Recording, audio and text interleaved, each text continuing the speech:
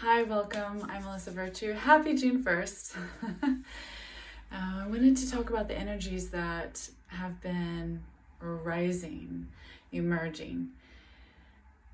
The other day, yesterday, in fact, I saw a falcon in the sky, and it was being not attacked, but pecked at by 5 crows. Ravens. Crow and raven are very interlinked.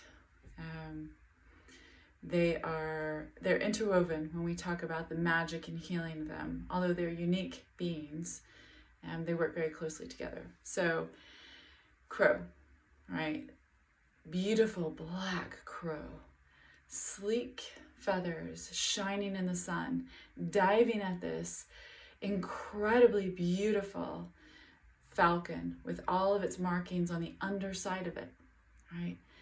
So opening your underside, if you will, your front, allowing the creation energies to be flowing through you, right? To be receiving them, you're receptive and flowing through you. This is what I feel that falcon was sharing.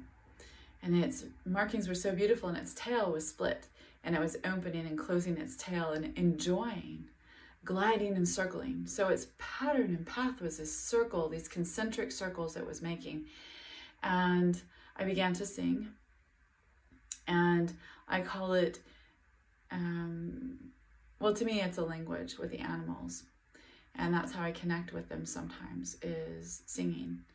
And it became closer and closer the more I sang to it, focusing my intention, connecting with it gently, as I feel it was trying to get my attention. So I was allowing it to know, I see you, I hear you, I feel you, I'm watching, I'm observing. You know, what is your message? What is your medicine and magic? And it came closer, and it came very low down, and I could see all of its feathers, all of its markings, and its powerful wings open. And here are these crows diving, and pecking at it. But it didn't mind. It seems like it was receiving their medicine, their pecking, their attention that they were giving. It was almost like they were seeding it with their magic as well. And it was sending the magic in these circles and these waves in this form of rays. I saw rays coming from it, not unlike the sun. So I connect falcon and hawk as well to the sun. And to me, they're very similar. And I kept hearing Horus. And that's what I connect with falcon and hawk, is Horus. And Horus was showing me in this beautiful being, carefree and quite enjoying the crows coming. The eye of Horus, the return of the children of light, the remembrance within us, our magical child of light. And the crows represent also sending their magic and medicine and healing, as this is a time of creation. This is a time for you to begin creating. Yes, there are intense energies. Yes, things are moving quickly. Time is changing. Timelines are shifting. But time is becoming irrelevant. And the creation cycles, the circles of creation, it was reminding me of the cosmic dragon egg by the shapes and the circles and concentric circles. It was also reminding me of how all time is circular, but yet there's no beginning, no end, and there's really no time. It all exists now. And also I felt these Atlantean energies and these rays from the sun, and that all-seeing eye, Horus's eye, seeing clearly, seeing, knowing, and seeing the truth of creation, the truth of love, that we are love. And these 5 crows representing creation in itself, and the magic of creation, the opportunity of creation is now. And the number 5 to me represents the earth, this earth star that we have chosen to be here, and live, right? Be guardians of, and to work with Pachamama. The 5 represents to me Venus as well, so does 6. But I need to say 5 represents us in this form, in this dense light form, I'll say, our dense light bodies that are woven really well. But we have 5 points, head, 2 arms, 2 legs. And it represents regeneration to me. I think of the starfish. When one limb of the starfish is removed, it grows another one. And we regenerate ourselves. We regenerate ourselves because we're light. We're beings of light. We're light particles and we're woven with light.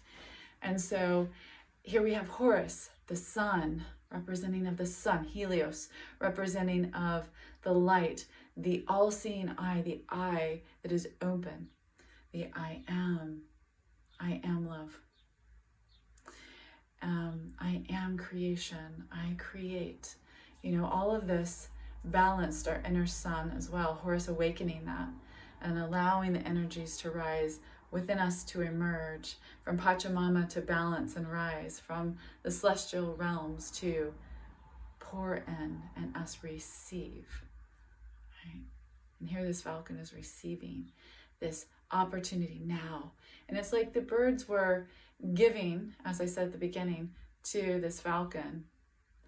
And the falcon was being the vessel of this opportunity of creation. And then by opening its wings and exposing its heart and its belly and its beautiful feathers and markings, which to me felt like light language. And, you know, it's this animal light language coming in, this beautiful sacred geometrical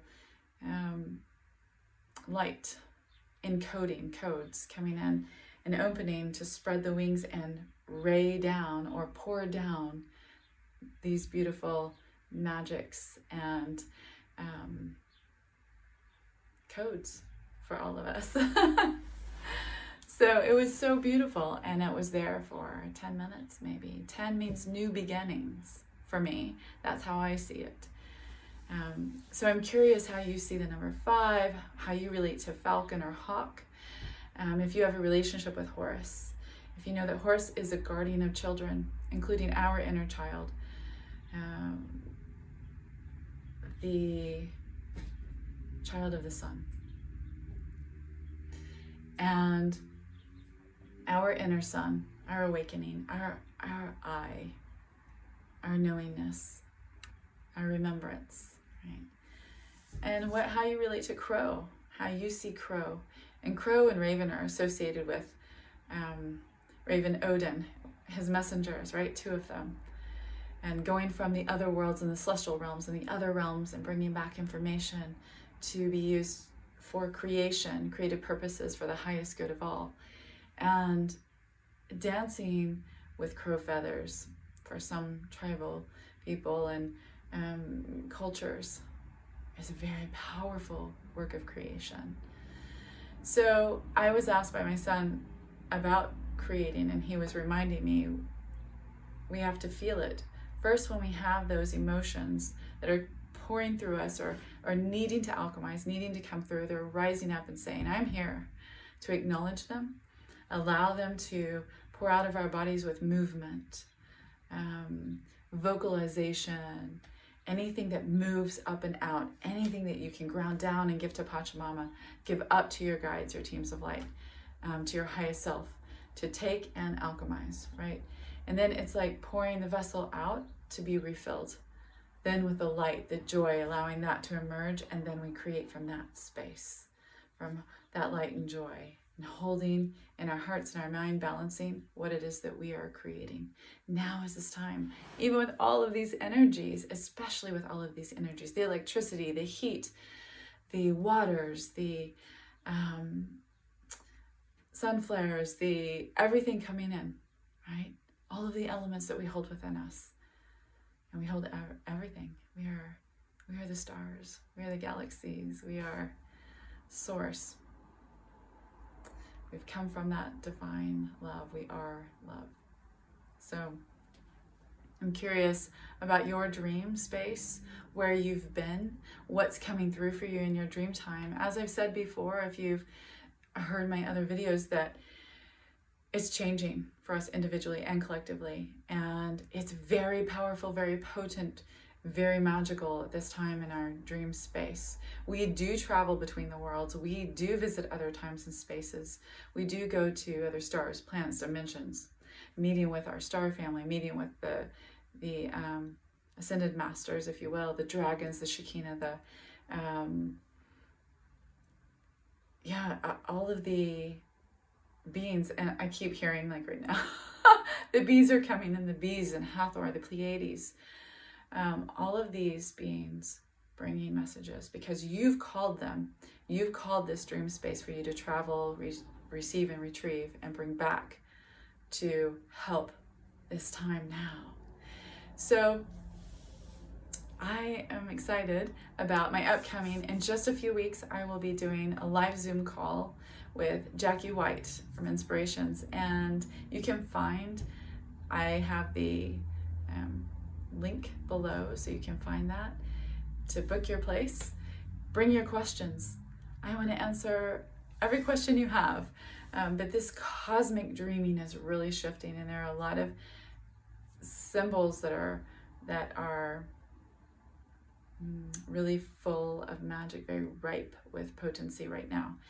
So we're going to cover from the ancient Asclepian temples to the bee priestesses and their hives and their temples and their oracular temples, and what that was, and how they incubated dream time, and how we can bring it now and to incubate it now, linking the cosmos that we are. And your dream symbols, we'll be talking about your dream symbols and how to understand your dreams.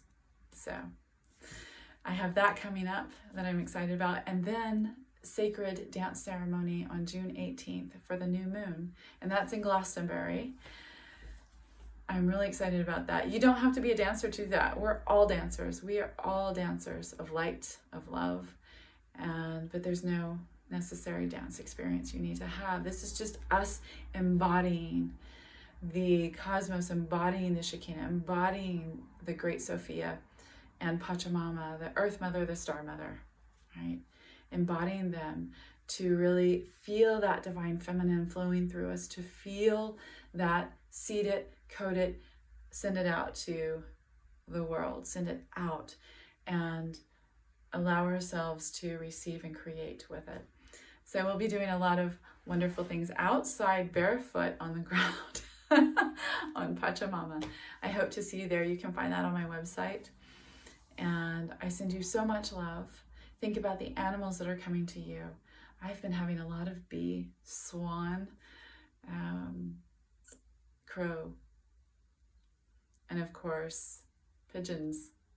Pigeon is about finding your family, finding the heart, your heart within the family, and really creating that sacred space with family. That doesn't have to mean blood family. It can be soul family, community. I send you love and blessings. Have an amazing week, and see you soon.